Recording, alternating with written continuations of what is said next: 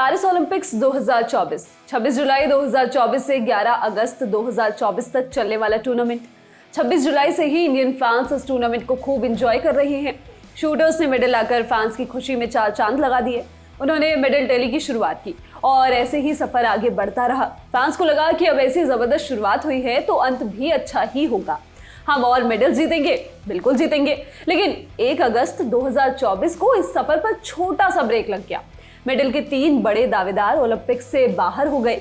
सबसे पहले world champion boxer Nikhat Zareen, इनके बाद डबल्स बैडमिंटन स्टार सात्विक साईराज रंकीरेड्डी और चिराग शेट्टी, और फिर शूटर सिफत कौर समरा। कुछ ही घंटों में इंडियन स्पोर्ट्स फैंस का दिल 3 बार टूटा।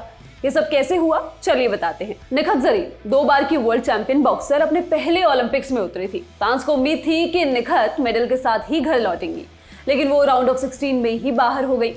इस मैच में निखत का सामना टॉप सीड वू यू से था। मैच मुश्किल था, लेकिन निखत भी तो टफ ही है।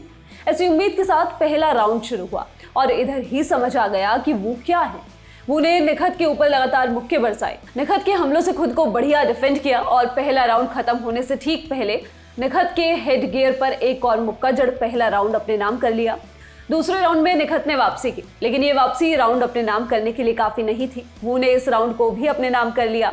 इसके बाद तीसरे राउंड में भी निखत ने कुछ मुक्के लगाने की कोशिश की, लेकिन वो कनेक्ट नहीं कर पाई। वू ने पूरे मैच में बढ़िया फुटवर्क के जरिए खुद को निखत के मुक्कों से बचाया और क्वार्टर फाइनल का टिकट कटा लिया। निखत का सफर राउंड ऑफ 16 में ही खत्म हो गया। सात्विक साईराज रंकीरेड्डी और Chirag Shetty badminton men's double player, Paris Olympic से पहले ही ये दावे किए जा रहे थे कि ये जोड़ी तो मेडल के साथ ही लौटेगी।